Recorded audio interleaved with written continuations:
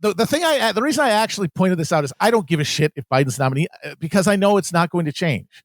But what I see is, especially after the indictment again, was people just squawking and freaking out about how we don't realize what a danger Trump is to democracy, how close he came to doing a coup, and how likely he is to do it again if he gets back in, and how important it is to get rid of it.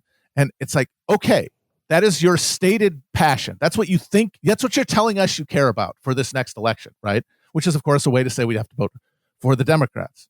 But what would, if you assume, which you probably shouldn't, that hollering online has any meaningful effect, like doing it has a purpose other than just venting, what is the most tactically effective use of your speech on any social media platform? What audience should you be talking to? The general random person just hollering ineffectively at him that Democrats are good and that Trump is bad, blaming leftists for pointing out that things aren't as good as they could be because you're making other people hypothetical people who, again, you can't control or really press and whose individual decision making doesn't matter to the outcome. What about the Democratic Party itself? Way fewer people, hypothetically more susceptible to public pressure. And you believe in changing minds, right? You believe in the free marketplace of ideas or you wouldn't be online. My God, maybe you could change one of their minds. Just convince them, don't even pressure them. Convince somebody in power that Biden doesn't have to be the nominee. If you want to stop Trump, getting somebody else than Biden should be your top priority. And the way to do that, if any of this means anything, again, not a good assumption, but we have to assume that they believe that at least, then they would be hollering at Democrats to find another nominee. And the fact that they aren't means that they're full of shit about how scared they are of Trump being president again. QE I am sorry. Because you're just hollering at people. You're just trying to feel good about how you're better than the fucking hippies.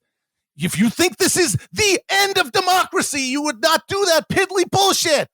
Or are you that lukewarm? Must I spew you from my mouth? Spew it. Speak on it. And to the people who are replying to you, well, who should run instead of Biden?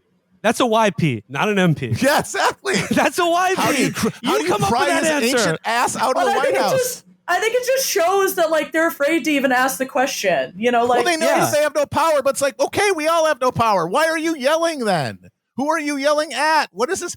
Put it somewhere more productive. This is the exact same shit as what happened in 2016. You know, like, only Trump could have won against Hillary, but, like, liberals want to have it both ways, which is basically like, Trump is the hugest, like, threat to democracy that could possibly exist. And so it's very important. It's circular logic, right? And so it's very important that we back, a historically weak nominee. Because if you start to question the first side of that assumption, which is, or the second side, which is, why are we running such a weak nominee? Then somehow, you're mucking up the gears of the party establishment, which, I'm sorry. Yes, good. We should. Well, the real dark heart here that they don't want to speak is that even this premise that I'm saying, hey, maybe change the minds of Democrats, is kind of faulty because what we all really know is that the Democratic Party is not really a party anymore, if it ever was.